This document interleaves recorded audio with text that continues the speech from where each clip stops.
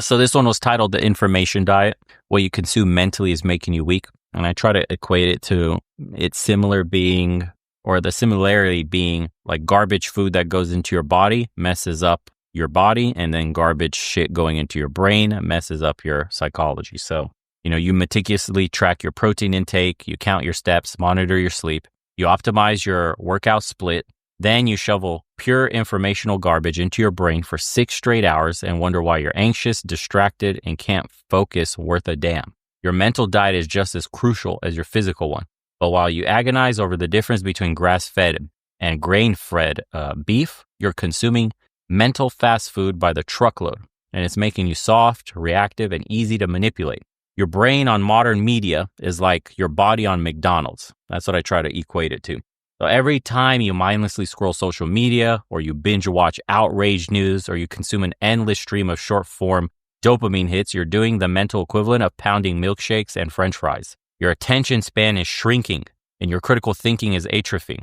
Your anxiety is skyrocketing, and your ability to focus on anything meaningful circling the drain. The average guy consumes about 174 newspapers worth of information daily, but it's coming in the form of fragmented, shallow content designed for one purpose: to keep you scrolling, clicking, and watching more ads. And this isn't some harmless habit like most people think. It's rewiring your neural pathways to crave constant novelty and instant gratification. It's making deep work nearly impossible, and it's keeping you perpetually distracted from what actually matters.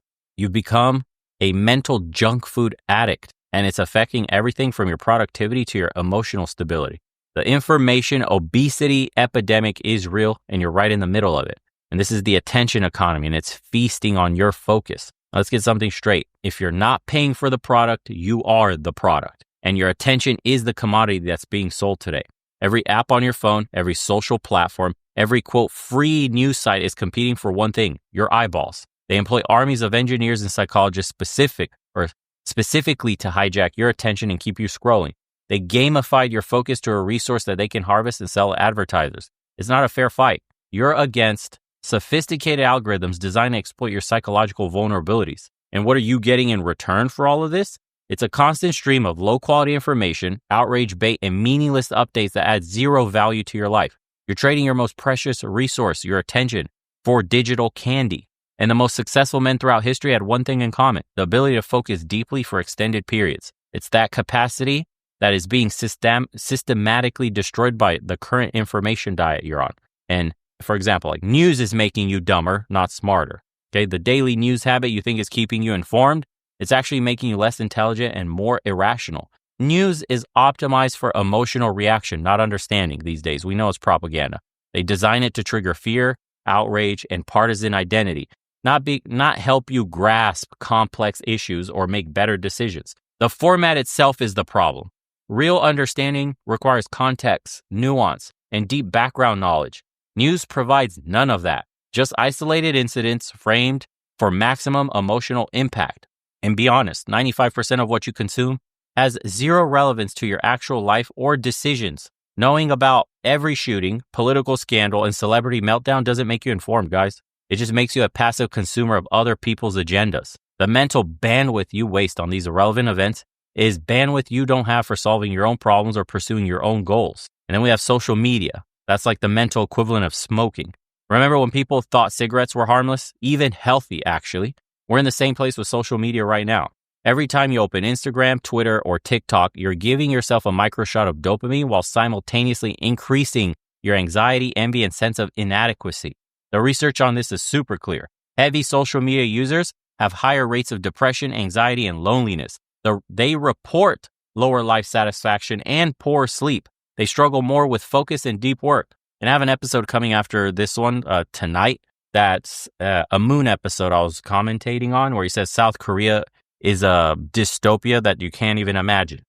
And one of the statistics he gives in that videos is South Koreans are the heaviest users of social media in any first world nation.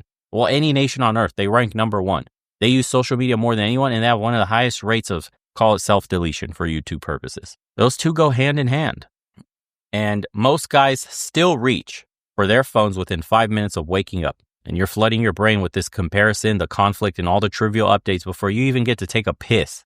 This isn't just wasted time. It's actively harmful to your mental performance. You're training your brain to crave constant novelty and external validation. You're conditioning yourself to need the stimulation every moment. And you're fragmenting your thoughts before you even start your day, man. It's a nightmare. It's the worst possible way to start your day. The first thing you do is grab your phone. Horrendous. And then your reading habits are making you shallow too. Okay. When was the last time you read a book cover to cover? Not skimmed, not listened to it at 2x speed, but actually read and absorbed a complete work. Think about that.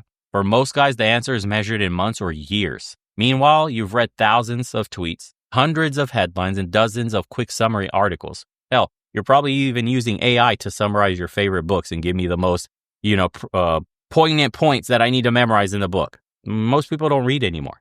Deep reading builds deep thinking. And this is why I included it in the Spartan Challenge, that you have to physically read a book. Don't listen to Audible. Don't have some podcast playing in the background. It's not the same shit. Your attention is divided. This is focus work. That's what it is. It trains your mind to follow complex arguments, hold multiple concepts simultaneously, and develop nuanced understanding. Skimming headlines and hot takes does the opposite. It trains your brain for superficial pattern matching and emotional reactivity. They're turning you into an emasculated bitch with no control of your emotions. That's what's happening here. And the shift from deep to shallow reading isn't just changing what you know, it's changing how you think. Studies show that heavy internet users literally develop different neural pathways. One's optimized for rapid switching and surface level processing rather than sustained attention and critical analysis. This is why we have so many fucking NPCs in the world. And this is why the heaviest of users on the internet tend to be fucking NPCs. Have you noticed? You're becoming intellectually shallow by training your brain to consume this information in the shallowest way possible. And the solution is to build an information diet that makes you stronger. Just like cleaning up your food intake, detoxing your information diet isn't about deprivation. It's about quality, intention, and balance. And I say, here's how you build an information ecosystem that'll strengthen you rather than weaken you. So I give a few points here. Number one is implement hard boundaries around toxic inputs. The simplest one to do is delete social media from your phone, all of it. Access via desktops, everything, browser only. Schedule times to get on this stuff too, by the way. If you need to, you can only give yourself maybe 30 minutes a day. No screens for the first hour after waking or last hour before sleep. Only as needed for work. If you have a work email that you have to get to in the morning or it's a client that you have to respond to, that's it. That's the only thing you're allowed to do. Okay, disable all non-essential notifications. Nothing should be allowed to interrupt you without permission. I don't know how the fuck people sleep with their phones not on silent or not face down where it lights up and it could disrupt your sleep. It's insane to be woken up at 2 a.m. by a stupid notification from an email that completely destroyed your sleep cycle for probably something completely stupid that you didn't need anyways, like Amazon confirming your fucking order's going to be shipped out the next day. Insane. Okay. And establish complete device-free blocks of time, minimum 2 to 3 hours. Declare specific physical spaces as device-free zones. My girl does this. Bedroom, no devices, period. Anywhere around your head. She's more on the whole, the frequency waves and shit, fucking up your sleep, messing with, this and that. I think it's a bit conspiratorial. Probably some truth to it to some degree.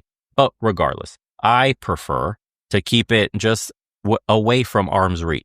Like, it is a nuisance to get up out of bed, to go to your dresser, to go pick up your phone. That's how you should have it. And these aren't just good ideas. They're essential boundaries between you and the algorithms designed to harvest your attention. Without hard rules, you'll lose this battle every time. And number 2 is upgrade your information sources. And this one is super, super important in the world today. Replace news with weekly or monthly long-form analysis. The Economist, quarterly journals, annual reviews, things like that. Subscribe to 3 to high quality newsletters from independent thinkers like Substack instead of mainstream outlets. Okay. Read original sources and primary research rather than commentary and reactions. Choose books over articles, articles over posts, and posts over tweets. Try to follow that pipeline if you need to. And then seek out timeless content rather than breaking news. Okay. Nothing up to date matters. The highest quality information isn't breaking news. Never was. It's thoughtful analysis published after the dust settles. Train yourself to become comfortable being behind on the latest outrage. When you lose on immediacy, you gain clarity and perspective.